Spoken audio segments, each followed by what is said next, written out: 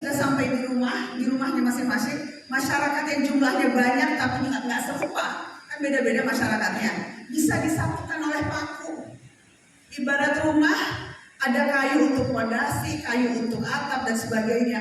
Begitupun paku, macam-macam kegunaannya. Santri di tengah masyarakat ibarat paku untuk sebuah kesatuan bangunan. Paku besar untuk peran besar, paku kecil untuk solusi yang lebih rinci. Satu persatunya tidak diperbolehkan untuk saling sikut dan berebut. Dan paku harus siap ditempa dan diuji dalam situasi apapun. Paku santri yang bisa menyatukan yang berbeda-beda harus siap ditumpuk-tumpuk dan harus siap tidak kelihatan. Paku nggak kelihatan kan? Tapi kalau nggak ada pakunya bisa lumpuh bangunannya kan? Itu tuh, dan menurut saya indah sekali sih.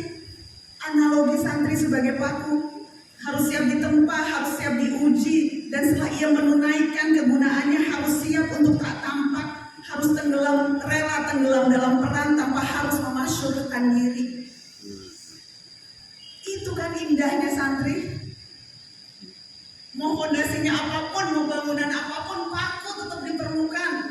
Mau pakunya kecil, terlalu kalau nggak ada paku kecil tetap lumpuh, engselnya nggak bisa dibuka pintunya. Paku besar, atapnya bisa roboh. Jadi nggak peduli di pesantren mana, sebesar apa yang dilakukan, paku akan selalu berguna. Dan kegunaannya akan berlipat ganda kalau pakunya juga terus memoleskan diri dengan berbagai hal. Dan menurut saya itu yang tidak dimiliki orang-orang. Kalau sekarang belajar ilmu modern gampang, ada mau belajar sains, mau belajar teknologi, mau belajar coding, buka YouTube belajar gratis tuh.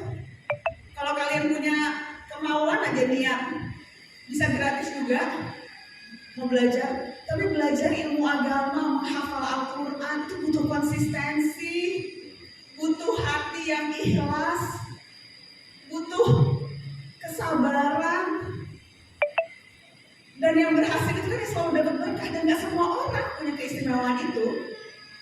Jadi yang justru sekarang ada di upper hand nih, yang justru sekarang lebih dibandingkan yang lain itu justru santri-santri yang sudah punya modal, yang kemudian yang mau kalian lakukan sekarang udah hafal Al-Quran, mau bikin coding jauh lebih gampang.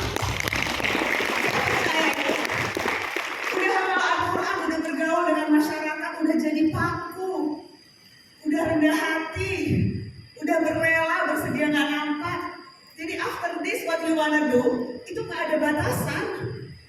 Dan sekali lagi adik, jangan pernah membiarkan orang lain menentukan apa yang penting dan apa definisi kamu. Saya selalu bilang itu, yang bisa menentukan siapa kita, apa yang mau kita lakukan itu kita sendiri.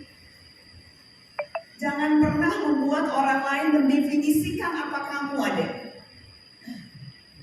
Itu yang harus terus-menerus dirawat. Dan sekali lagi saya percaya menemukan teman seperjalanan, teman seperjuangan yang bisa saling mengingatkan, yang bisa saling menyemangati, yang bisa saling pupuk, itu luar biasa penting.